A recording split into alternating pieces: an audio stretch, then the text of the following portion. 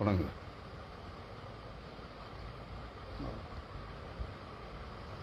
அடுத்த கேள்வி தொடர்ந்த கேள்விதான். அவதார புருஷர்கள் செயல்படும் ஆவி எது? சரி பிரதம், இதைத்தான் நம்ம 4ஆம் பகுதியில் அதைத்தான் கொடுத்துட்டு இருந்தோம். திடீர்னு நெட் தீர்ந்து போச்சு, அதனால அது கட் ஆயிட்டு அதை தொடர்ந்து இந்த 5ஆம் பாகமாக தருகிறோம். பிரதர் கேட்குற கேள்வி உங்களுக்கு புரிந்திருக்கும்னு நினைக்கிறேன். அவதார புருஷர்களிடம் செயல்படுகிற ஆவிகள் எது, அல்லது ஆவி எது? இது வேற ஆவிகள் எல்லாம் எதுவும் கிடையாது. கர்த்தருடைய ஆவி கிடையாது, கிறிஸ்துவன் ஆவி கிடையாது, தேவனுடைய ஆவி கிடையாது, சத்திய ஆவி கிடையாது, அசுத்த ஆவிகளும் கிடையாது, பொல்லாத ஆவிகளும் கிடையாது. ஏன்னா கேள்வி அதுதான், ஆவிகள் எது? எந்த ஆவியும், இவைகளில் எந்த ஆவியும் இல்லை. ஆனா பொய்யனும் பொய்க்கு பிதாவுமாய் இருக்கிற, சத்ருவாகிய ஆதி முதற்கொண்டு மனுஷ கொலைபாதகனுமாய் இருக்கிற சாத்தான் என்கிற அந்த வலு சர்ப்பத்தின் ஆவி, வேற எதுவும் கிடையாதுங்க. அதுல 2 விதமான ஆவி இருக்கு. அது ஒன்று, நீங்க ஏசாயா 6ஆம் அதிகாரத்தில் அந்த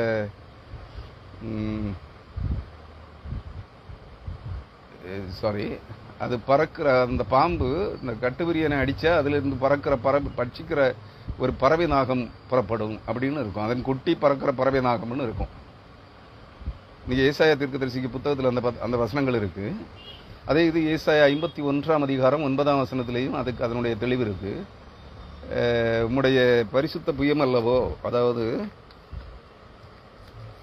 எடுத்து அந்த வசனத்தை எடுத்து சொல்றேன், மனப்பாடமா அதை திரும்ப சொல்றதுக்கு எனக்கு கொஞ்சம் நினைவு மறதி இருக்கிறதுனால முன்னால எல்லாம் இதெல்லாம் நீங்க இந்த நேரத்தில் கேட்டாலும் டான்னு பதில் சொல்லிடுவேன். ஏசாயா 51ஆம் அதிகாரம் 9ஆம் வசனம், எழும்பு எழும்பு பலன்கொள், கர்த்தரின் புயமே. கர்த்தரின் புயம்ங்கிறது இயேசு கிறிஸ்தான். தேவனுடைய புயம் என்பதும், தேவனுடைய விரல் என்பதும், தேவனுடைய கை என்பதும், தேவன் என்பதும் கிறிஸ்துவை நன்றாக புரிந்து கொள்ள வேண்டும். எழும்பு எழும்பு பலன்கொள், கர்த்தரின் புயமே. புயம்னா கை, அவருடைய வலது கரம். முந்தின நாட்களிலும் பூர்வ தலைமுறைகளிலும் எழும்பினபடி எழும்பு, ராகாவை துண்டித்ததும் வலு சர்ப்பத்தை வதைத்ததும் நீதான் அல்லவோ. இந்த வலு சர்ப்பம் தான் அந்த இவர்கள் சொல்லுகிற 5 தலை பாம்பு, ஆதிசேஷன் என்று சொல்லுவார்கள் என்று நினைக்கிறேன். இன்னொரு அனந்தன் என்கிற ஒரு பாம்பு, அதுவும் ஒரு இந்த பாம்பு, அந்த 7 பாம்புகள்ல அல்லது 8 பாம்புகள்ல ஒரு பாம்பு தான் அது. முதல் பாம்பு இந்த ஆதிசேஷன், அதுக்கு தான் 5 தலை.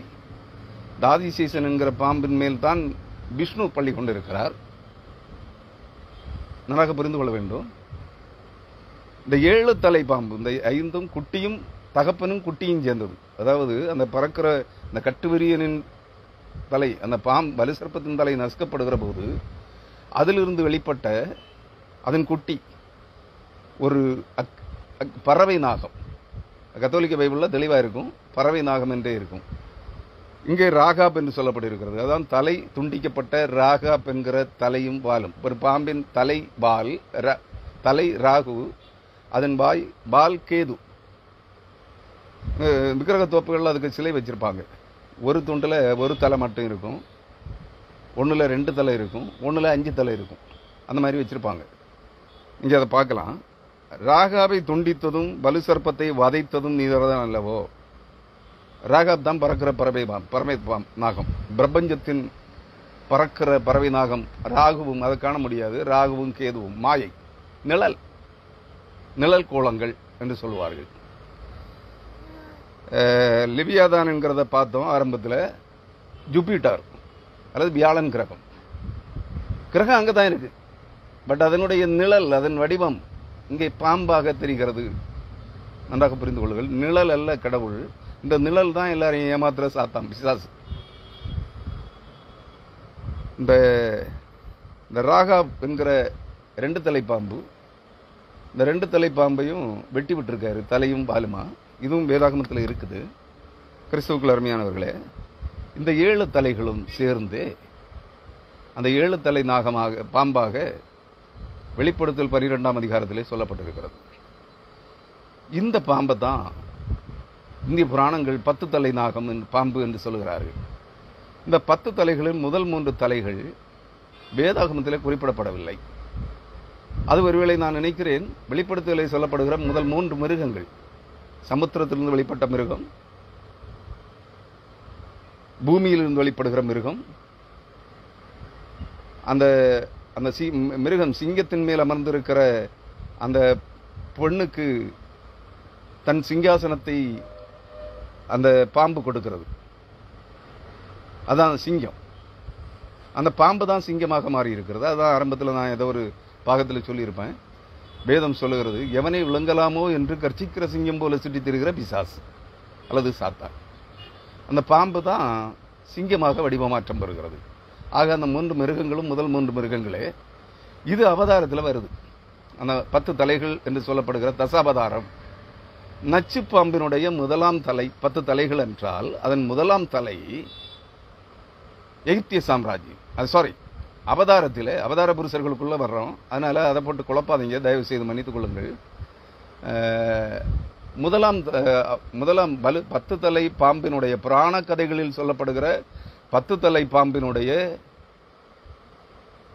முதலாம் தலை அவதாரம் பெறுகிற போது அந்த அவதாரத்திற்கு, அந்த தலைக்கு அதன் அந்த 10 தலை பாம்பின் மேல் பள்ளி கொண்டிருக்கிற மகாவிஷ்ணுவானவர் அல்லது கர்த்தருடைய தூதனானவர் அந்த பாம்பை தன் கட்டுப்பாட்டில் அடக்கி வைத்து அதை தன்னுடைய படுக்கையாக வைத்திருக்கிற அந்த தேவனுடைய வடிவத் தோற்றங்களில் ஒருவரான, தேவனுடைய பிரதான தூதர்களில் பிரதானமானவராக, நான் முன்பு சொன்னது போல முதல் 3 மெய்ப்பர்களின் அதிகாரங்களை தன் கையிலே வைத்திருக்கிற அந்த 4வது நபர் என்று சொல்லப்படுகிற காயாம்பு என்று வர்ணிக்கப்படுகிற, காயாம்பு என்றால் நம்மை போன்ற, காயம் என்றால் உடல், மாம்ச சரீர உடல் இல்லாதவராகிய ஆவியாயிருக்கிற,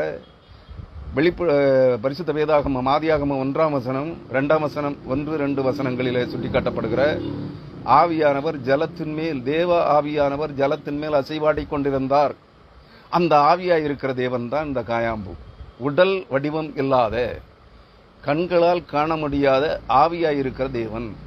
அந்த ஆவியாயிருக்கிற தேவன் தான் ஆதியாகமம் 1ஆம் அதிகாரம் 1-2 வசனங்களிலே சுட்டிக்காட்டப்படுகிற தேவ ஆவியானவர் ஜலத்தின் மேல் அசைவாடி கொண்டிருந்தார். அந்த ஆவியானவர் தான் நாராயணன். புரியுதுங்களா? நாரம் என்றால் தண்ணீர், நாரத்தின் மேல், தண்ணீரின் மேல் அசைவாடி கொண்டிருந்தவர் நாராயணன். அவருக்கு பேர் தான் காயாம்பு. நன்றாக புரிந்து கொள்ள வேண்டும். அவரைத்தான் மகாவிஷ்ணு என்கிறோம். முதல் அந்த கழுகு முகம் கொண்ட தூதன், அந்த கழுகை போல் பறந்து வருகிற தூதன் ஆகிய விஷ்ணு அல்ல. இந்த ஆளு 4வது ஆளு. முதல் 3 மெய்ப்பர்களுடைய 3 அந்த தலைவர்களுடைய கோத்திர ராசி அடிப்படையில் பார்த்தால் ரூபன், அதாவது ரிஷப ராசி, மிதுன ராசி, சிவகோத்திரம் அதாவது லேவி கோத்திரம் ஆகிய அந்த 3 கோத்திரங்கள் அல்லது 3 ராசிகளில் முதல் 3, மேசம் அல்ல, மேசம் கடைசியில் வர வேண்டியது, ஆனால் முதல்ல இருக்கு. வேதாகமத்தில் மேசம் என்பது எப்ராஹிம், செம்மறியாடு. அந்த முதல் 3 ராசிகளின் முதல் 3 குடும்பங்களின் அதிபதிகள் முதல் 3 மெய்ப்பர்கள், சிவன், பிரம்மா, விஷ்ணு ஆகிய மூவருடைய முழு அதிகாரங்களையும் தன் கட்டுப்பாட்டில் வைத்திருக்கிறவர் இந்த ஆவியாயிருக்கிற தேவன். 4வது நபர், அவரைத்தான் மகாவிஷ்ணு என்று அநேக பெயர்களில் அனந்த பத்மநாபன் என்றும் அழைக்கிறார்கள், மகாவிஷ்ணு என்றும். இவர் எக்காலத்திலும் அவதாரம் மேற்கொள்வதில்லை. ஆனால் அவர் தன்னுடைய கட்டுப்பாட்டில் வைத்திருக்கிற அந்த 10 தலை பாம்பு இருக்கிறதே, சமுத்திரத்தில் இருக்கிற அந்த பெரிய பாம்பு, அந்த பாம்பின் முதல் தலைக்கு அவதாரம் கொடுக்கிறார். இதை நீங்க கேட்டீங்கன்னா, சகரியா வேதத்தில் இதுக்கு எங்க ஆதாரம் இருக்குன்னு நீங்க கேட்டா நான் காட்டுறேன். ஆனா உங்களால் புரிந்து கொள்வது கடினமாக இருக்கும். சகரியா தீர்க்கதரிசியின் புஸ்தகம் 11ஆம் அதிகாரம்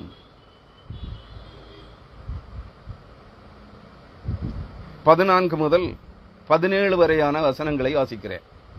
இந்த வசனங்கள் எல்லாம் அந்த கடைசி அவதார புருஷன், 10வது அவதார புருஷன் என்று சொல்லப்படுகிற, தன்னைத்தான் கடவுள் என்று காட்டிக்கொள்ளுகிற கலி புருஷன் அல்லது கல்கி புருஷன், வெள்ளை குதிரையில் வருகிறான் என்று சொல்லப்படுகிற அந்த கல்கி அவதார புருஷன், அவன் தான் 10வது அவதார புருஷன். அவனை குறித்த செய்தி மட்டும்தான் இந்த வேதாகமத்தில் இந்த இடத்துல இருக்கு. ஏன்னா இவனுக்கு அதிகாரம் கொடுக்கிறவரும் யாரு? நான் யூதாவுக்கும் 14ஆம் வசனம், சகரியா 11:14, நான் யூதாவுக்கும் இஸ்ரவேலுக்கும் இருக்கிற சகோதர கட்டை அற்றுப்போக பண்ணும்படிக்கு நிகிரகம் எனப்பட்ட என் 2ஆம் கோலையும் முறித்தேன். அந்த 2ஆம் கோல் தான் அந்த ராகாப். 2ஆம் கோலையும் முறித்தேன். கர்த்தரனை நோக்கி 15ஆம் வசனம், கர்த்தர் என்றால் தேவனுங்க. கர்த்தரனை நோக்கி, நீ மதியற்ற ஒரு மேய்ப்பனுடைய ஆயுதங்களை எடுத்துக்கொள். அந்த ஒரே மேய்ப்பன் என்று நம்பப்படுகிற சிவன், பிரம்மா, விஷ்ணு மும்மூர்த்திகள் ஒருவராயிருக்கிறார்கள் என்று நம்பப்படுகிற அந்த மேய்ப்பன், முதல் 3 மேய்ப்பருடைய ஆயுதங்களை நீ எடுத்துக்கொள். அந்த அதான் சொன்னேன், 3 பேருடைய முதல் 3 மேய்ப்பர்கள், அதாவது முதல் 3 தேவர்களுடைய முழு அதிகாரங்களும் இந்த 4ஆம் மேய்ப்பனுடைய கரத்திலே இருக்கிறது. 4ஆம் மேய்ப்பன் யார்? தான் கோத்திர அதிபதி. நீங்கள் மோசே அல்லது தான் கோத்திரத்தினுடைய ஆசீர்வாதங்களை ஆதியாகமம் 49ஆம் அதிகாரத்திலும் உபாகமம் 33ஆம் அதிகாரத்திலும் படியுங்கள். ஆபிரகாம், யாக்கோபு தான் கோத்திரத்திற்கு என்ன ஆசீர்வாதம் கொடுத்திருக்கிறான்? தேவனுடைய வீட்டிலங்கு உண்மை உள்ளவனாயிருந்த மோசே, தேவனுடைய சாட்சிகளில் ஒருவனாகிய மோசே தான் கோத்திரத்திற்கு என்ன ஆசீர்வாதம் கொடுத்திருக்கிறார் என்பதை படியுங்கள். தான் வழியிலே பதியிருக்கிற ஒரு சர்ப்பம், அது குதிரையின் மேல் ஏறி இருக்கிறவனுடைய குதிகாலை கடிக்கிற சர்ப்பம். புரியுதா? அதான் தான் கோத்திர அதிபதி. அந்த தான் கோத்திர அதிபதியின் கையிலே தான் முழு வல்லமையும் இருக்கிறது. அந்த தான் கோத்திர அதிபதி தான் இந்த மகாவிஷ்ணு என்று சொல்லப்படுகிறவர். நன்றாக புரிந்து கொள்ள வேண்டும். இவர் கர்த்தருடைய தூதன், பிரதான தூதர்களில் ஒருவன், மிகுந்த வல்லமை கொண்டவன். அவனுடைய கரத்தில் தான் முழு அதிகாரமும் கொடுக்கப்பட்டிருக்கிறது. அவனிடத்திலே அவர் சொல்லுகிறார், 16ஆம் வசனம், இதோ நான் தேசத்திலே ஒரு மெய்ப்பனை எழும்ப பண்ணுவேன். இங்க ஒரு மெய்ப்பனா ஆன்டி கிரைஸ்ட பத்தி சொல்றது, அதாவது இவர்கள் சொல்லுகிற 10வது அவதார புருஷனை குறித்து சொல்லுகிற காரியம்தான், பிரடிக்ஷன் தான் இது. புரிஞ்சுக்குங்க. இடையில் சொல்லப்பட்டிருக்கிற மற்ற 9 மெய்ப்பர்களை குறித்து இங்கு சொல்லப்படவில்லை, அவதார புருஷர்களை. அவன் அதமாகிறவைகளை, அவன் எப்படிப்பட்டவனாக இருப்பான்? அவன் அதமாகிறவைகளை, அதாவது அழிந்து கொண்டிருக்கிற, கெட்டு நிர்மூலமாகி கொண்டிருக்கிற ஜனங்களை என்ன செய்ய மாட்டான்? பராமரிக்க மாட்டான். அதாவது ஜனங்களை பராமரிப்பது அவனுடைய வேலை அல்ல. அதுக்குத்தான் அவனுக்கு அதிகாரம் கொடுக்கறாங்க. ஆனா அவன் என்ன செய்வான்? அதமாகிறவைகளை, அதாவது அழிவுக்கு உள்ளாகி கொண்டிருக்கிற இந்த பூமியின் ஜனங்களை பராமரிக்காமலும், சிதறி போன ஜனங்களை, பூமி எங்கும் சிதறி கிடக்கிற இறைமக்களை தேடாமலும், நொறுங்குண்டதை, அதாவது காயப்பட்டதை, நொறுக்கப்பட்டவர்களை, அதாவது புறக்கணிக்கப்பட்ட மக்களை அல்லது தாழ்த்தப்பட்டவர்களை, புறஜாதிகள் என்று சொல்லப்படுகிற தீண்டத்தகாத அல்லது SC ST, இதை எப்படி எடுத்துக்கலாம்? அதாவது SC ST பீப்புள், தலித் ஜனங்கள், தீண்டத்தகாதவர்கள், தாழ்த்தப்பட்டவர்கள், அடிமைகள் என்று சொல்லப்பட்டிருக்கிற அந்த ஜனங்களை தேடாமலும், நொறுங்குண்டதை குணமாக்காமலும், காயம்பட்டதையோ நொறுங்குண்டதையோ குணமாக்க மாட்டான். மக்கள் அழிந்தாலும் அவனுக்கு கவலை இல்லை, அவனே மக்களை அழிப்பான். பூமியின் ஜனங்களை அழிக்கிறவன் யார்? அவன்தான். அவனுக்கு ஜனங்களை வாழ்விக்க வேண்டிய அவசியமே இல்லை. அதான் உங்களுக்கு பார்த்துட்டு இருந்தீங்க, இந்தியாவில் 10 ஆண்டுகளாக நடந்த நிகழ்வுகளை. ஜனங்களுடைய நல்வாழ்வுக்காக இந்திய தேசத்தை ஆளுகிற நபர் அல்ல அவர். இனி 8ஆம் சாம்ராஜ்யம், உலகத்தை ஆளுகிற பேரரசாக 8ஆம் சாம்ராஜ்யமாக இந்தியா உருவெடுக்கிற போதும் உலக ஜனங்களை மெய்ப்பதோ பராமரிப்பதோ அவனுடைய நோக்கம் அல்ல. அதை புரிந்து கொள்ள வேண்டும். இளைத்திருக்கிறதை, அதாவது இளைத்து போறது, களைத்து போறது, எழுந்து நடக்க முடியாமல் இருக்கிற ஜனங்களையோ, பிறர் உதவியின்றி நடக்க முடியாமல் வாழ முடியாத ஜனங்களையோ ஆதரிக்காமலும், கொழுத்ததின் மாம்சத்தை தின்று ஜனங்களுடைய உழைப்பின் பலனை மட்டும் கொள்ளையடித்து, அதாவது தன்னை போன்ற உலக பிரதானிகளுக்கு ஜனங்களுடைய, இந்திய தேசத்தின் ஜனங்களுடைய மொத்த வரிப்பணத்தையும் மொத்த உழைப்பையும் பல விதங்களில் சுரண்டி உலக பெரு வியாபார நிறுவனங்களுக்கு, தன்னுடைய கூட்டாளிகளுக்கு கொடுக்கிறார். புரியுதா? இப்ப யார சொல்றேன்னு உங்களுக்கு புரியணும். இதுக்கு மேல விளக்கமா சொல்ல முடியாது. அதுதான் நீங்க சொல்றீங்களே, இந்திய தேசத்தின் ஒட்டுமொத்த ஜனங்களை கசக்கி பிழிந்து அந்த பணத்தை எடுத்து அம்பானி அதானி போன்ற 19 உலக பெரு நிறுவன வியாபாரிகளுக்கு விற்றுக் கொண்டிருக்கிறான். பொதுத்துறை நிறுவனங்களை விற்றுக் கொண்டிருக்கிறான். நன்றாக புரிந்து கொள்ளுங்கள். அதாங்க பைபிள்ல வசனம் தெளிவாக சொல்லுகிறது. அவன் என்ன செய்கிறான்? அதமாகிறவைகளை பராமரிக்காமலும், சிதறுண்டதை தேடாமலும், நொறுங்குண்டதை குணமாக்காமலும், இளைத்திருக்கிறதை ஆதரிக்காமலும், கொழுத்ததின் மாம்சத்தை தின்று அவைகளுடைய குழம்புகளை உடைத்து போடுவான் என்று சொல்லுகிறது. ஏசாயா 10ஆம் அதிகாரம் இதே கருத்துக்களை சற்று வித்தியாசமாக ஏசாயா தீர்க்கதரிசியும் சொல்லுகிறான்.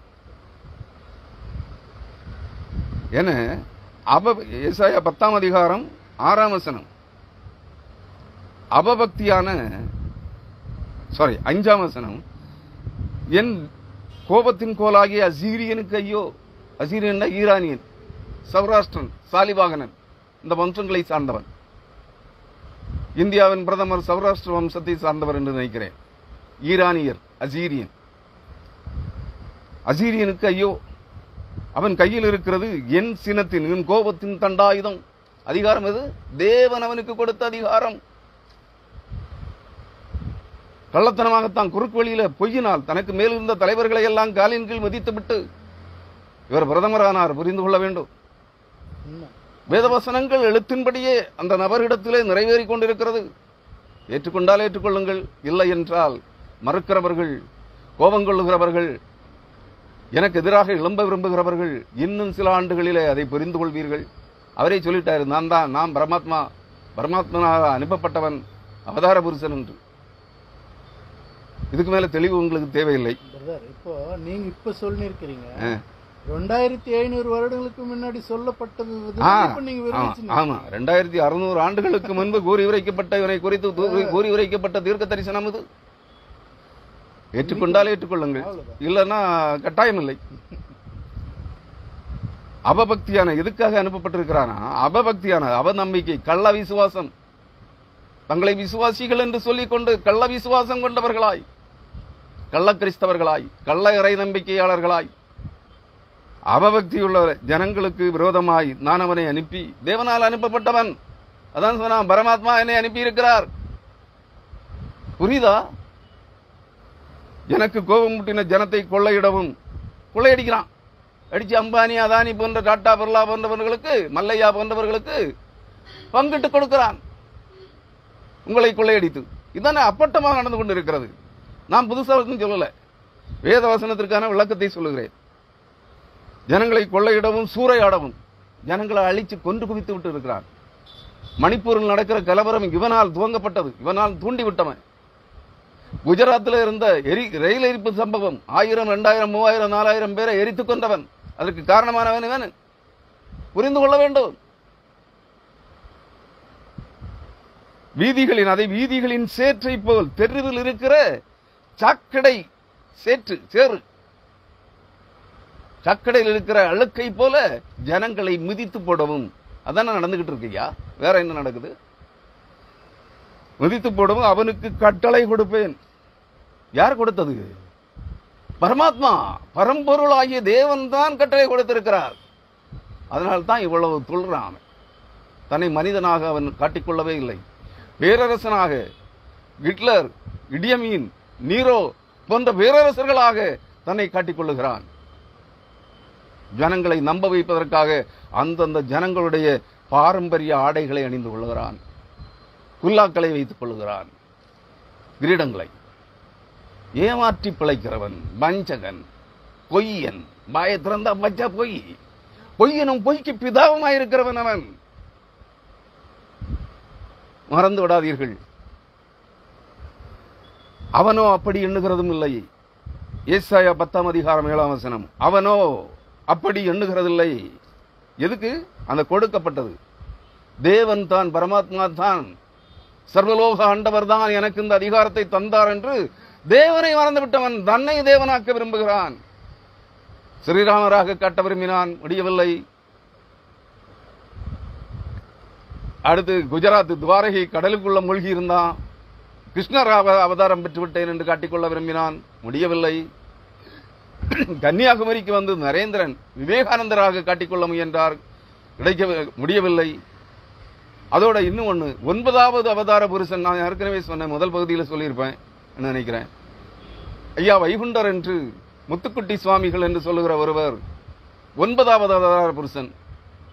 அதாவது நச்சுப்பாம்பினுடைய 9ஆம் தலையின் அவதார புருஷன்.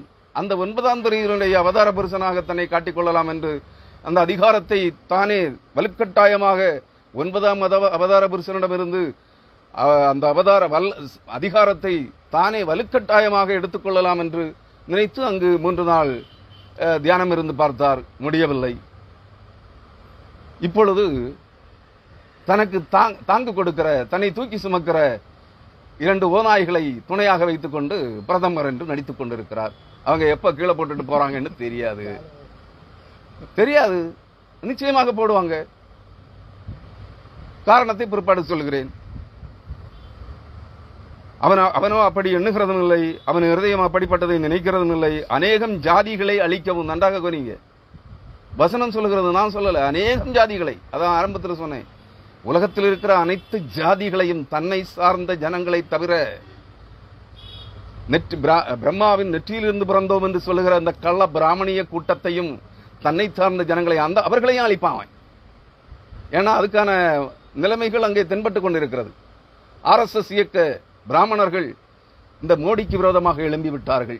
புரிந்து கொள்ள வேண்டும். ஏன்னா அவங்களை அவன் மதிக்க மாட்டான். அவங்களால தான் இவன் வந்தான். நன்றாக புரிந்து கொள்ளுங்கள். அவர்களையும் அழிக்க துணி வரங்கொள்ளுவான். ஆனா அந்த வசனம் அதைத்தான் சொல்லுகிறது. அவன் அப்படிப்பட்டதை நினைக்கிறதும் இல்லை. அநேகம் ஜாதிகளை அழிக்கவும் சங்கரிக்கவுமே கொன்றுவிடவுமே, கூட்டம் கூட்டமாய் கொன்றுவிடவுமே அவன் தன் மனதிலே எண்ணம் கொள்ளுகிறான். அவன் சொல்லுகிறான், என் பிரபுக்கள் அனைவரும் ராஜாக்கள் அல்லவோ, நாங்கள் எல்லாம் தேவர்கள் அல்லவோ என்று சொல்லுவான். கிறிஸ்துவுக்குள் அருமையானவர்களே, அதைத்தான் அவர் தன் வாய்மொழியாலே சொல்லிவிட்டார். உங்களை ஆளுவதற்காக வரல, அழிப்பதற்காகவே வந்திருக்கிறார். சொல்லிக் கொள்ளுகிறேன். அதுல அந்த 10 தலை பாம்பினுடைய 10வது தலை தான் இந்த ஆளு. அதாவது மொத்த பாம்பு, முழு பாம்பினுடைய வல்லமையும் இந்த நபர் தான். அதான் 10வது அவதார புருஷன். 1வது அவதாரம் மச்ச அவதாரம், அதாவது மீன். உலக பேரழிவு, அதாவது ஆழிப்பேரலை அழிவுல பூமி விழுங்கப்பட்ட போது, மூடிக்கொள்ளப்பட்ட போது, அதை வெளியே கொண்டு வருவதற்காக அவங்க சாஸ்திரப்படி சொல்றேன், மச்சம் என்கிற ஒற்றை கொம்புள்ள ஒரு மீன் தன்னுடைய ஒற்றை கொம்பில், அதான் நோவாவின் பேழை மீன் வடிவம் கொண்டது. நோவாவின் பேழையில் தான் நோவா உட்பட 8 பேர் பாதுகாக்கப்பட்டார்கள் என்பது நமக்கு தெரியும். அந்த புராணத்தில் என்ன வருது, ஒற்றை கொம்புள்ள ஒரு மீன் இந்த பூமியை தன் கொம்பிலே தாங்கிக் கொண்டு ஜலப்பிரளயத்தில் ஆழிப்பேரலைக்கு மேலாக மிதந்து வந்தது, பூமியை மேலே கொண்டு வந்தது என்று சொல்லுகிறது. அதான் மச்சாவதாரம். 2வது கூர்ம அவதாரம், பரந்தாமன். ஆமை கூர்மம் என்றால் ஆமை. அந்த ஆமை எதற்கு? இந்திய வங்கக்கடலில் அமிர்தம் கடைந்த ஒரு நிகழ்வு திருவிடையாளர்ல வரும். வங்கக்கடல், வங்காள விரிகுடா கடலில் முத்துக்குளித்தல், அதைத்தான் அவர்கள் அமிர்தம் கடைந்தார்கள் என்று சொல்லுகிறது. அந்த அமிர்தம் கடையும் போது அந்த மத்து, அமிர்தம் கடைவதற்கு மத்தாக பயன்படுத்தப்பட்ட மலை கடலுக்கடியில் தாழ்ந்து விடாதபடி அதை தாங்கிக் கொண்டது இந்த ஆமை. அதான் கூர்மாவதாரம். இது மகாவிஷ்ணு அல்ல. மீனாக வந்ததும் மகாவிஷ்ணு அல்ல. இந்த பாம்பினுடைய 1ஆம் தலை மீனாக வந்தது, மச்சாவதாரம். நச்சுப்பாம்பு 10 தலை பாம்பினுடைய 2ஆம் தலை ஆமையாக வந்தது, அது கூர்மாவதாரம், அதாவது பரந்தாமன். மகாவிஷ்ணுவுக்கு அவங்க பேர் கூட சொல்லுவாங்க, பரந்தாமன் என்று. 3ஆம் தலை பன்றியாக வந்தது, வராக அவதாரம். பன்றி மனித கழிவை தின்கிற, சாக்கடையை தின்கிற ஒரு அவதாரமாக இந்த பாம்பின் 3ஆம் தலை வந்தது. 4ஆம் தலை நரசிங்க அவதாரமாக வந்தது. இரணியனை கொள்கின்ற நிலைகளிலே அந்த தூணை இடிக்கிற போது தூணுக்குள் இருந்து நரசிங்கம், சிங்க தலையும் மனித உடலுமாக வந்தது. 4ஆம் அவதாரம். 5ஆம் அவதாரம் பாமனன், ஒரு பிராமண சிறுவனாக. நம்பூதிரி பிராமணர்கள் கேரளாவில் இருக்கிறாங்க. கேரள பிராமணர்களில் நம்பூதிரி பிராமணர்களை சார்ந்த ஒரு சிறுவனாக குள்ள சிறுவனாக பாமன அவதாரத்தில் வந்தான். 5வது, அதாவது அழிப்பதற்கு, சத்திரியர்களை அழிப்பதற்கு. நன்றாக புரிந்து கொள்ள வேண்டும். அங்கே 4வது அவதாரம் நரசிங்க அவதாரம் இரணியன், அதாவது தேவ ஜனங்களில் போஜ வம்சம் என்று சொல்லப்படுகிற அந்த வம்சத்தில் நீதியாக நாட்டு ஜனங்களை வாழ்வித்துக் கொண்டிருந்த, அரசாண்டு கொண்டிருந்த இரணியனை கொல்வதற்கு வந்தது. புரட்டு கதைகள். 3வது அவதாரம் பாமன அவதாரம், 4வது அவதாரம் மகாபலி. 17 லோகத்திலும் உலகிலும் நீதியும் நேர்மையும் உத்தமமும் நீதிமானுமாகிய அரசன் வேறு யாரும் இல்லை, மகாபலி. அதை வேதத்தில் ஒப்பிட வேண்டுமென்றால் மல்கிசேதேக். மகாபலி, அதான் ஓணம் கொண்டாடுறீங்களே, ஓணம் கொண்டாடுகிற போது மகாபலி சக்கரவர்த்தி பாதாள லோகத்திலும் பூலோகத்திலும் வானலோகத்திலும் நீதியாய் எல்லாவற்றையும் ஒன்றாக ஆட்சி செய்தவன். அவனை போல் நீதிமான் ஒருவனும் இல்லை. அவனை கொலை செய்ய முடியவில்லை. காலடியிலே மண்ணிலே புதைத்து விட்டான் மிதித்து. அவனுக்கு வருடம் ஒரு நாள் அவனை தான் ஆண்ட ராஜ்யத்தின் ஜனங்களை பார்ப்பதற்கு அனுமதிக்கிறான் என்று அந்த கதை, ஓணம் பண்டிகை கதை சொல்கிறது. எல்லாம் நீதியானவர்களை அழிப்பதற்கு இவன் வெளிப்பட்டிருக்கிறான், துன்மார்க்கரை அழிப்பதற்கு அல்ல. அதை நீங்கள் புரிந்து கொள்ள வேண்டும். 5ஆம் அவதாரம் பாமன அவதாரம். 6வது அவதாரம் பரசுராமர் அவதாரம்.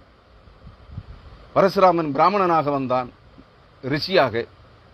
தன் தாயை கொன்றதற்கு பழி தீர்ப்பதற்காக இந்திய தேசத்தில் இருக்கிற அனைத்து சத்திரிய மன்னர்களையும் தரைமட்டமாக அழித்து விட்டான். அதுல தான் கேரள உற்பத்தி என்று ஒரு கதை சொல்லுவார்கள். கிழக்கு கடற்கரை நாட்டின் பாண்டிய மன்னர்களில் இருந்து ஒருவனை எடுத்து, ஒரு அரசகுமாரனை எடுத்து கேரள தேசத்தை, அதாவது பரசுராமருடைய மழு, அதாவது கோடரி, அந்த கோடரியை கடல்ல வீசி எறிந்தாராம். கடல் விலகி கேரள தேசம் உண்டாயிற்றாம். கடவுளின் நாடு கேரள நாடு. பழைய சேர நாடுங்க. கொல்லம் உற்பத்தி அப்படிங்கிற ஒரு வரலாறு இருக்கு. அது 1200 ஆண்டுகள் தான் ஆகிறது. இந்த கொல்லம் உற்பத்தி, கொல்லம் என்கிற சமஸ்தானம் தமிழ் பாண்டிய மன்னர்கள் ஆட்சி செய்வதற்காக எப்பொழுது வேணாட்டு அரச உரிமை பாண்டியர்களுக்கு கொடுக்கப்பட்டதோ அதுதான் உண்மை. அதான் புத்தன் கொல்லம் உருவான கதை. கொல்ல ஆண்டு, நாம் தமிழ் ஆண்டு, இது 1200வது ஆண்டு ஆனி மாதம் 2-3 நாட்களாயிருக்கும். 3ஆம் தேதி ஆனி எத்தனாம் தேதின்னு நீங்க பாருங்க. என்று 3 அல்லது 4 நாட்களாயிருக்கும். ஆனி மாதம் துவங்கி இருக்கிறது. 1200வது ஆண்டு கொல்லம், புத்தன் கொல்லம் உருவாகி 1200 ஆண்டுகள் தான் ஆகிறது. அதான் தமிழ் வருடக்கணக்கு. கொல்லம் மலையாள ஆண்டு கணக்கு. இது 1200வது ஆண்டு. தமிழ் ஆனி மாதம், மலையாளத்திலே கடக மாதம். கடகம் அல்லது கற்கடகமாக இருக்கலாம். கிறிஸ்துவுக்குள் அருமையானவர்களே, அன்பு நண்பரே, நீங்கள் நன்றாக புரிந்து கொள்ள வேண்டும். ஆனால் மலையாளிகள், இந்த நம்பூதிரிகள் ஒரு கட்டுக்கதையை வைத்திருக்கிறார்கள். 6வது அவதார புருஷனாகிய பரசுராமன், அவதார புருஷன் தன்னுடைய கையில் இருந்த சத்திரிய மன்னர்களை அழிப்பதற்காக வைத்திருந்த கோடரியை, எல்லா மன்னர்களையும், சேர நாடு உட்பட அனைத்து மன்னர்களையும் அழித்துவிட்டு, சத்திரிய மன்னர்கள் அனைவரையும் கொலை செய்துவிட்டு, சேர நாட்டை ஆளுகை செய்வதற்கு, அதாவது வேணாட்டை ஆளுகை செய்வதற்கு கிழக்கு கடற்கரை நாடாக பாண்டிய மன்னர்களில் இருந்து, பாண்டியர்கள் பிராமணர்கள், புரியுதா? பாண்டியர்கள் பிராமணர்கள். அந்த பிராமண குடும்பம் அரசர்களிடமிருந்து, பாண்டிய மன்னர்களிடமிருந்து ஒரு அரசலங்குமாரனை எடுத்து வேணாட்டு ஆட்சி உரிமையை அவனுக்கு கொடுத்தான் என்று ஒரு கட்டுக்கதையை வைத்திருக்கிறார்கள். வரலாறு உண்மை. ஆனால் பரசுராமன் கொடுத்தான் என்பது பொய். பரசுராமன் கையில் இருந்த கோடரியை சமுத்திரத்தில் இருந்தபடியினால் சமுத்திரம் விலகி போயிற்று இவனை கண்டு பயந்து. அந்த பகுதி கேரள பூமி, அது கடவுளின் நாடு. இதெல்லாம் பொய், பச்சை பொய். அதை புரிந்து கொள்ள வேண்டும். நிகழ்வு 1200 கிபி 825ஆம் ஆண்டு முதல் கிபி 1759ஆம் ஆண்டு வரை வேணாடு திருவிதாங்கூர் சமஸ்தானத்தை ஆட்சி செய்தவர்கள் பாண்டியர்கள். இப்பொழுது இருக்கிறவர்கள் அவர்கள் யாருன்னு சொல்றேன், கிபியோனியர்கள்.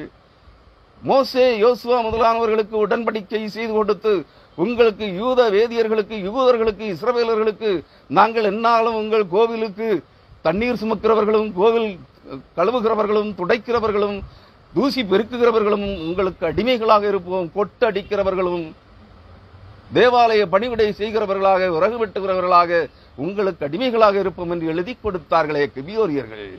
அவர்கள்தான், அந்த வம்சம்தான் அங்கே இருக்கிற தேவதாசி பரம்பரை. அவர்கள் தான் சொல்லுகிறார்கள், நாங்கள் பத்மநாக தாசர்கள். அதனால தான் சொல்ல வந்தேன். அந்த அங்கே இருக்கிற மகாவிஷ்ணுவுக்கு பேரு யாரு? மகாவிஷ்ணு அவர் ஒரிஜினல். அவருக்கு சில அங்க இருக்கு. உண்மையான மகாவிஷ்ணு. நான் சொன்னேனே, காயாம்பு வேத நாராயண பரபிரமம். காயாம்பு என்கிற வார்த்தையை பிராமணர்கள் உச்சரிக்க மாட்டார்கள், நான் சொல்லுகிறேன். ஏன்னா பிராமணன்ட்ட கேளு, அபிஷ்டுன்னு கன்னத்தில் போட்டுக்குவான். ஏன்? தெய்வ குற்றம். யாவே யெகோவா என்கிற தேவனை யூதர்கள் எப்படி தங்கள் வாயினால் அந்த பெயரை சொல்ல மாட்டார்களோ, யாவே யெகோவா என்கிற பெயரை இஸ்லாமியர்கள் எப்படி உச்சரிக்க மாட்டார்களோ, அல்லாஹ் என்று அழைப்பார்களோ, அவரை மகிமைப்படுத்துகின்ற வார்த்தையை மட்டும் சொல்வார்களோ, அதுபோல இந்த தேவதாசி பரம்பரை வேத நாராயண பரபிரமமாகிய அந்த மகாவிஷ்ணுவை அனந்த பத்மநாபன், பாம்பின் மேல் பள்ளி கொண்டிருக்கிற அனந்த பத்மநாபன் என்று அழைப்பார்கள். அவன் தேவனுடைய தூதன், பிரதான தூதன். அவன் தான் அந்த மகாவிஷ்ணு. அந்த பாம்பு தான் இந்த சாத்தான். இப்ப புரிஞ்சுச்சா? அவர்கள் அதனால திருவடிதாசர்கள் என்பதை பத்மநாபதாசர்கள் என்று அழைத்துக் கொள்கிறார்கள். நாடு அவர்களுடையதல்ல, தேவனுடையது. தேவனுடைய ஆசாரிய வம்சத்திற்குரியது. அதான் யூத வேதியர்களுடையது, ஆரோனுடைய வழிமரபர்களுக்குரியது, இவர்களுக்குரியது அல்ல. இதை பிச்சையாக, தர்மம், அதான் தர்மராஜாக்கள் என்று சொல்லுவார்கள். தர்மம் பிச்சை எடுத்தது, பிச்சையாக 7 தலைமுறைகளுக்கு வாங்கி கொண்டது. புரியுதுங்களா? அதனால சொல்றேன், இதெல்லாம் பரசுராமனால் உருவாக்கப்பட்ட தேசம் அல்ல அது. பரசுராமன் 6வது அவதார புருஷன், பாம்பின் 6ஆம் தலை. புரியுதுங்களா? புரிந்து கொண்டால் சரிதான். 7வது தலை ஸ்ரீராமன். வேதாகமத்தின் அடிப்படையில் இந்த எண்ணிக்கை அதாவது 6வது அவதார புருஷனாகிய 5வது அவதார புருஷனாகிய வாமனனிலிருந்து இந்த எண்ணம் 1, 2, 3 என்று வரும். நன்றாக புரிந்து கொள்ள வேண்டும். அங்கே ஸ்ரீராமன் 1வது இடத்திற்கு வருவார். அந்த 7 தலை கொண்ட நச்சுப்பாம்பினுடைய 1ஆம் தலையின் அவதார புருஷனாக ஸ்ரீராமன் வருவார். இங்கே 7ஆம் தலை, 10 தலை பாம்பின் 7ஆம் தலையின் அவதார புருஷராக ஸ்ரீராமன் வருகிறார். 7வது அவதார புருஷன் ஸ்ரீராமன். ஹரி வம்சம், இஸ்வாகு வம்சத்தை சார்ந்தவன். ஹரியர்கள் என்கிற பெயர் எகிப்தியர்களுக்கு உரியது. இஸ்வாகு வம்ச பிரபவோ ராமா என்பது அவன் இஸ்வாகு வம்சத்தை சார்ந்தவன் என்பது. எகிப்தை ஆட்சி செய்த ஹரி வம்சத்தை, ஹரியர்களை சார்ந்தவர்கள், பார்வோன்கள். இந்தியாவை ஆளல. 8வது அவதார புருஷன் யார் என்றால், பாம்பினுடைய, நச்சு பாம்பினுடைய, அந்த 10 தலை பாம்பினுடைய 8ஆம் தலை ஸ்ரீகிருஷ்ணன் யாதவ குடத்தில் வந்தான். புரியுதுங்களா? கம்சன் என்கிற ஒரு நேர்மையான அரசனுடைய சகோதரி தேவகி என்கிற பெண்ணின் வயிற்றில் யாதவகுலம், கோனார்குலம், ஆயர்குலம், கோபிகள் என்று அழைத்துக் கொள்வார்கள் தங்களை, கோபியர்கள் என்று. அந்த யாதவ குலத்து அரசன் நந்தகோபனுக்கு கம்சனுடைய சகோதரி தேவகிக்கும் பிறந்த மகன் யார்? ஸ்ரீகிருஷ்ணன். வெண்ணை திருடன், கன்னி பெண்களின் ஆடைகளை கவர்ந்து கொண்டு அவர்களுடைய அழகை, நிர்வாணத்தை ரசிப்பவன். புரியுதுங்களா? அந்த ஸ்ரீகிருஷ்ணன் 8வது அவதார புருஷன். அதுக்கு தான் அந்த அவதார புருஷனுடைய அதிகாரத்தை எடுத்துக்கொள்வதற்கு தான் குஜராத் துவாரகை கடலுக்குள்ள நம்ம ஆளு உட்கார்ந்தாரு. புரியுதா? ஏன்னா துவாரகை எல்லாம் கடலுக்குள்ள போயிட்டு, அதனால எல்லாம் கடலுக்குள்ள இருக்குன்னு அங்க போனாரு. அதை தேடுறதுக்கு போனாரு. அந்த துவாரகைங்கிறது இந்த 10 பாம்புல 8வது பாம்பு காளிங்கன் என்கிற பாம்பு. 10ஆம் பாம்பினுடைய 8ஆம் தலை காளிங்கன். அது ஸ்ரீகிருஷ்ணனுடைய அந்த கதையில வரும். காளிங்கனுங்கிற பாம்பினுடைய அரக்க பாம்பினுடைய தலையில நின்று இவர் டான்ஸ் ஆடுவாரு. யாரு? ஸ்ரீ கண்ணபுரான், கண்ண பரமாத்மா. ஏன்னா அதனால தான் இவர் கண்ண பரமாத்மா, தன்னை பரமாத்மா என்று அழைத்துக் கொண்டார் நம்ம ஆளு. புரியுதா? 9வது தலை. நான் ஏற்கனவே சொன்னேன், 9வது அவதார புருஷன்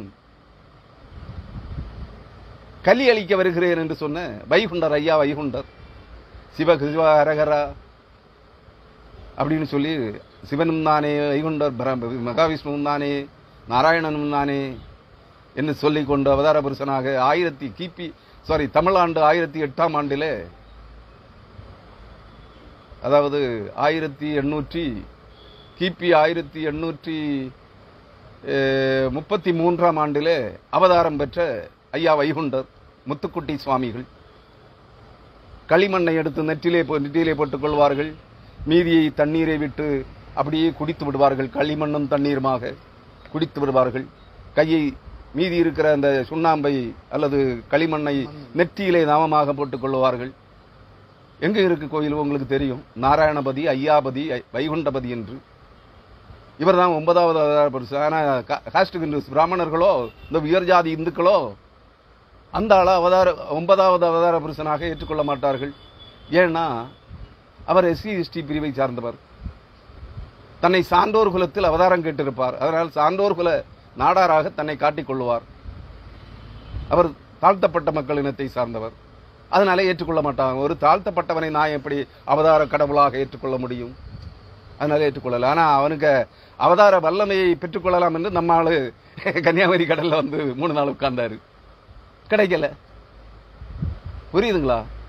இனி 10வது தலை, அதாவது வேதம் சொல்லுகிற 7 தலை பாம்பு தன்னுடைய முழு வல்லமையோடு அந்த சிங்காசனம் கர்ச்சிக்கிற சிங்கமாக எவனை விழுங்கலாமோ என்று வகைதேடி கர்ச்சிக்கிற சிங்கம் போல சிரித்திருக்கிற அந்த பிசாசு பாம்பின் அந்த மிருகத்தின், அதான் சொன்னேன். அந்த நண்பர் சொன்னார், பெங்களூர் சிட்டியில பில்சன் மேனர், அந்த ஹைகோர்ட் போற வழி, ஏர்போர்ட் போற வழியில இருக்கிற அந்த ஹாக்கி பிளே கிரவுண்டுக்கு எதிர்த்தா போல ஒரு மிருகம், அதாவது டிஜிட்டல் இந்தியா என்கிறதுக்கான பேனர், அதை முழுவதும் அந்த கடிகாரங்களுக்குள் இருக்கிற ஒரு கடிகாரம், கை கடிகாரத்தையோ ஒரு சுவர் கடிகாரத்தையோ திறந்து பார்த்தீங்கன்னா தெரியும், உள்ளுக்கு சக்கரங்களின் மேல் சக்கரங்கள் சுற்றி கொண்டே இருக்கும். அதுபோல ஒரு டிஜிட்டல் எலக்ட்ரானிக் ஒரு மிருக சிங்கத்தை செய்து வைத்திருக்கிறார்களாம். இது நான் 3 வருஷத்துக்கு முன்னாடி சொல்லியிருக்கேன் தானே பிரதர்? நீங்க சொல்லி 5 மாசத்துல அந்த மிருகத்தை அங்க கொண்டு வச்சாங்க தானே, அந்த டிஜிட்டல் இந்தியா அந்த மிருகத்தை அதை கொண்டு வைத்தார்கள். மட்டும் இல்ல, இன்னும் ரொம்ப இடத்துல வச்சிருக்காங்க.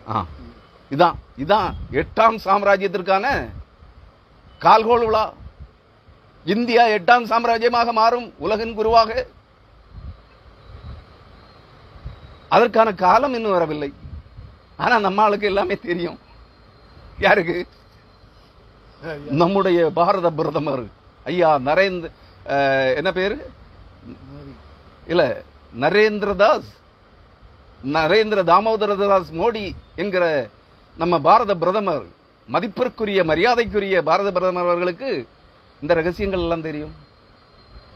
அவர் எந்த கடவுளையும் நம்ப மாட்டார், தானே கடவுள் என்பார். எல்லா கடவுள்களுக்கும் மேலாக தன்னை காண்பிக்க தொடங்கி இருக்கிறார். புரிந்து கொள்ளுங்கள். அவர்தான் 10வது அவதார புருஷன், கல்கி புருஷன், கலி புருஷன், வெள்ளை குதிரையின் மேல் வருகிறவர்.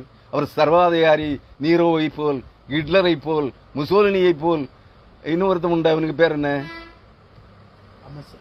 இல்ல, இன்னொருத்தன் இடியமீனை போல் தன்னை சர்வாதிகாரியாக உலக பேரரசனாக காட்டிக்கொள்ள விரும்புகிறார். குதிரையில வருவாரு. இப்ப ஏரோப்ளைன்ல பறக்கிறாரு. அவதாரம் கிடைச்ச பிறகு உள்ள குதிரையில வருவாரு. நமக்கு இந்த கள்ள கிறிஸ்தவர்கள் எல்லாம் ஐயா கிறிஸ்து வந்து விட்டார், அவருக்கு பின்னாடி போறாங்க. அவருடைய அவதார காலம் இன்னும் கனியவில்லை. அவதாரத்திற்காக 10வது அவதாரத்தின் ஆன்டி கிரைஸ்ட் என்கிற கல்கி புருஷனாக, கலி புருஷனாக, கள்ள கிறிஸ்துவாக, கல்கி புருஷனாக இன்னும் வெளிப்படுவதற்கான காலம் இன்னும் கனியவில்லை. இன்னும் சில ஆண்டுகள் இருக்கிறது. அது வெளிப்படும் போது ஒரு சம்பவம் நடக்கும். அதான் சகரியா 11ஆம் அதிகாரம். வெளிப்படுவதற்கு முன்பு இவர் தன்னை பரமாத்மாவாகவே எண்ணிக்கொண்டு, பரம்பொருளாகவே பரமாத்மாவாகவே எண்ணிக்கொண்டு இவர் சில அட்டூழியங்களை நடப்பிப்பார். அப்பொழுது இந்த தேசம் அவருடைய கையில் இருந்து பிடுங்கப்படும். பிடுங்கப்படுகிற போது இந்த வசனம் நிறைவேறும். சகரியா 11ஆம் அதிகாரம் 17ஆம் வசனம். 15, 16 வசனங்களை விவரிச்சுட்டேன். ஒரு முறை கூட சொல்றேன். அவன் இதோ ஒரு தேசத்திலே ஒரு மேய்ப்பனை எழும்ப பண்ணுவேன். அவன் அதமாகிறவைகளை பராமரிக்காமலும், சிதறுண்டதை தேடாமலும், நொறுங்குண்டதை குணமாக்காமலும், இளைத்திருக்கிறதை ஆதரிக்காமலும், சின்னது ரொம்ப சின்னது இல்லை, இந்த சைஸ்கள் தான் இருக்கு.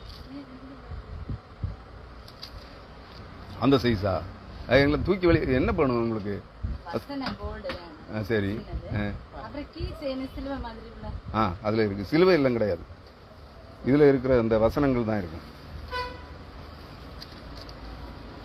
கிறிஸ்துவுக்குள் அருமையானவர்களே, அவன் கொழுத்ததின் மாம்சத்தை தின்று அவைகளுடைய குழம்புகளை உடைத்து போடுவான். இந்த வசனம் வரைக்கும் உங்களுக்கு விவரிச்சுட்டேன். 17வது வசனத்தை சொல்றேன். மந்தையை கைவிடுகிற அபத்தமான மெய்ப்பனுக்கு ஐயோ. அந்த பொய்யன், தன்னை பரமாத்மாவாக காட்டிக்கொள்ள போகிற, தன்னை தேவனாக காட்டிக்கொள்ள போகிற அந்த கடைசி 10வது அவதார புருஷனுக்கு ஐயோ. பட்டயம் அவன் புயத்தின் மேலும் அவன் வலது கண்ணின் மேலும் வரும். அவன் புயம் முழுவதும் சூம்பி போகும். புயம்னா கைகள், 2 கைகளும் சூம்பி போகும். இதுதான் அடையாளம். அவனுடைய வலது கண் அவன் கண்ணின் குழியிலே கெட்டு இருளடைந்து போகும். கண் இருந்த அடையாளமே இல்லாமல் போய்விடும், வலது கண் இருந்த இடத்துல. இது வசனம், சத்திய வசனம். 2550 ஆண்டுகளுக்கு முன்பு சகரியா தீர்க்கதரிசியின் மூலமாய் முன்னுரைக்கப்பட்ட வசனம். இவனைத்தான் இன்றைய கள்ள கிறிஸ்தவர்கள் சொல்லுகிறார்கள். வெள்ளை குதிரையின் மேல் வருகிற ஒன்னு 20 ரூபாய், வெள்ளை குதிரையின் மேல் வருகிற கிருஷ்ண பரமாத்மா எங்கள் இயேசு கிறிஸ்துதான் என்று சொல்லுகிற இந்த கள்ள கிறிஸ்தவ கூட்டம் அன்று இந்த அந்தி கிறிஸ்துவாகி இவனை பின்தொடர்ந்து போகும். இவர்கள் கிறிஸ்தவர்கள் அல்ல. ஏன்னா ஊடகங்கள்ல நீங்க போய் பார்க்கணும், கிருஷ்ண பரமாத்மா வெள்ளை குதிரையிலே வருகிறார் என்று சொல்லுகிற போது அந்த ஊடக செய்திகளிலே லட்சக்கணக்கான கள்ள கிறிஸ்தவர்கள் சொல்லுகிறார்கள். எங்கள் வேதம் சொல்லுகிறது, வெளிப்படுத்துதல் 19ஆம் அதிகாரம் சில அதிகாரங்களிலே இயேசு கிறிஸ்து நாளிலே வெள்ளை குதிரையிலே வருவார். இவர்தான் கண்ண பரமாத்மா, கிருஷ்ண பரமாத்மா இல்லை.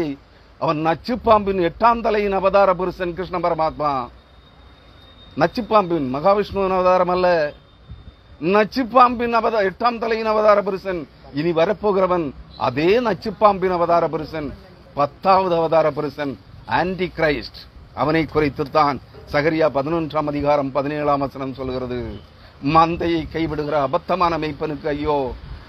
அவன் புயம் முழுவதும் சூம்பி போகும், 2 கைகளும் சூம்பி போகுமாம். அவனுடைய வலது கண் அவன் கண்ணின் குழியிலே இருளடைந்து போகும். அதாவது கெட்டு கண் இருந்த அடையாளம் இல்லாமல் அழிந்து போகும். அடையாளம் தெரிந்து கொள்ளுங்கள். இவன் இப்பொழுது இந்த தண்டனை தீர்ப்புக்கு ஏதுவாக இருக்கிறான்.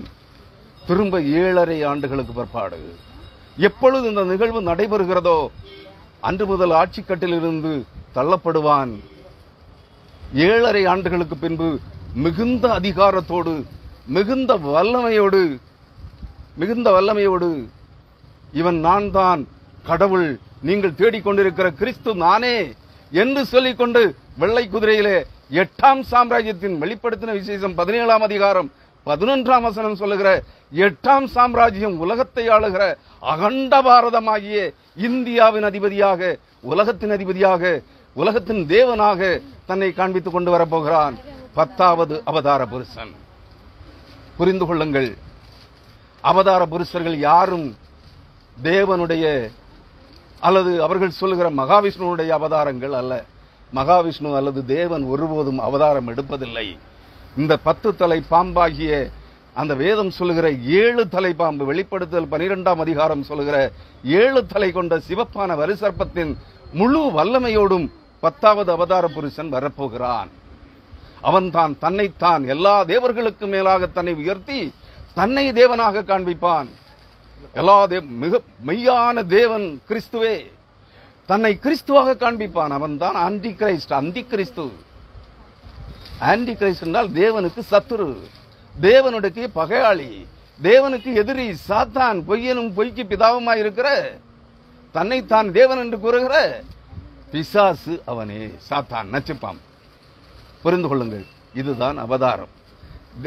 சகோதரர் என்ன கேட்டார் என்றால், சகோதரருடைய கேள்விக்கான பதிலை சொல்லுகிறேன். உங்களுள்ள சவுண்ட் போடாம பேசுங்க, ஆன்லைன்ல கேட்கும். சரியா? சகோதரருடைய கேள்வி என்ன? அவதார புருஷர்களிடத்திலே செயல்படுகிற ஆவிகளவை. அவதார புருஷர்களிடத்திலே தங்களை தாங்களே தேவர்களாக சொல்லிக் கொண்ட ஸ்ரீராமர், ஸ்ரீகிருஷ்ணர், ஐயா வைகுண்டர், இனி வரப்போகிற 10வது கலிபுருஷன், அதாவது கொள்ளைக்குதிரையில் வருகிற அந்தி கிறிஸ்து, இவர்களிடத்திலே செயல்படுகிற ஆவி வேறொன்றும் இல்லை. உலகத்தில் அநேக ஆவிகள், வஞ்சிக்கிற ஆவிகள், பொய்யின் ஆவிகள், குறி சொல்லுகிற ஆவிகள், மரித்த மனிதர்களின் ஆவிகள், செத்த தேவர்களின் ஆவிகள், விழுந்து போன தூதர்களின் ஆவிகள், மாண்ட ராட்சதர்களின் ஆவிகள், கொலை உண்டு போனவர்களின் ஆவிகள், மரித்த மனிதர்களின் ஆவிகள் உட்பட அநேக ஆவிகள், கள்ளத்திற்கு தரிசிகளின் ஆவிகள் எல்லாம் செயல்படுகிறது. அசுத்தாவிகள் செயல்படுகிறது, பொல்லாத ஆவிகள் செயல்படுகிறது. இந்த அவதார புருஷர்களிடத்திலே செயல்படுகிற ஆவி எதுவென்றால், பழைய பாம்பாகிய பெரிய வலுசற்பம் என்கிற ஆதி முதற்கொண்டு மனுஷ கொலைபாதகனும் பொய்யனும் பொய்க்கு பிதாவுமாயிருக்கிற அந்த நச்சுப்பாம்பின் ஆவிகளே. இனி வரப்போகிற அந்தி கிறிஸ்துவனிடத்திலும் அந்த நச்சுப்பாம்பின் பொய்யின் ஆவிதான் இருக்கும். அது கிறிஸ்துவன் ஆவி அல்ல. கிறிஸ்துவன் ஆவி சத்திய ஆவி, அது பரிசுத்த ஆவி. இவர்களிடத்திலே பொய்யின் ஆவிகளே குடிகொண்டிருக்கும். இன்றைய கிறிஸ்தவ போலிகளிடத்தில் கையை காட்டின உடனே கொஞ்சம் பேரை இந்த கள்ள விசுவாசிகளின் கூட்டத்தை மல்லாக்க தள்ளி போடுறாங்களே, பேய் விரட்டுறாங்களே, நாடக நடிகர்கள், இவர்களிடத்தில் இருக்கிற ஆவிகள் எல்லாம் இந்த பொய்யின் ஆவிகளே. இவர்கள் தங்களை கிறிஸ்துவின் தூதர்களாக காட்டிக் கொள்ளுகிறார்கள். தயவாக நினைத்துக் கொள்ளுங்கள், இந்த ஆவிகளை பின்பற்றாதிருங்கள். சத்திய வசனத்தின்படி நடக்க பாருங்கள். சத்திய வசனமே கட்டளையே விளக்கு, வேதமே வெளிச்சம், போதனையை போதக சிக்ஷையே ஜீவ வழி. அதை பின்பற்ற பாருங்கள். இந்த ஊடகங்களிலே காண்பிக்கப்படுகிற பேய் விரட்டு, விசாசு விரட்டு, கையை காட்டினா ஒரு கூட்டம் அப்படியே மல்லாக்க விழுறது, ஆவி அபிஷேகம், இதையெல்லாம் பின்பற்றாதிருங்கள். சத்தியத்திற்கு மட்டும் செவி கொடுங்கள். உங்கள் கைகளிலே வேதாகமம் இருக்கிறது. சத்திய வசனத்திற்கு கீழ்ப்படியுங்கள். அதை வடித்து முழங்காலில் நின்று தியானியுங்கள். எந்த ஒரு புறம்போக்கு கள்ள கிறிஸ்தவனிடத்திலும் தலையை கொண்டு கொடுக்காதே. அவனிடத்தில் இருக்கிற வஞ்சிக்கிற ஆவிதான் உன்னிடத்தில் அபிஷேகமாக இறங்கும். மன்னித்துக் கொள்ளுங்கள், தவறுகள் இருந்தால். கீழ்ப்படிந்தால் போதக சிக்ஷையே ஜீவ வழி, நித்திய ஜீவனுக்கு வழி சத்திய வசன போதனைகளே. இத்துடன் இந்த பாகத்தை நிறைவு செய்கிறேன். அடுத்த பாகத்திலே தொடரலாம்.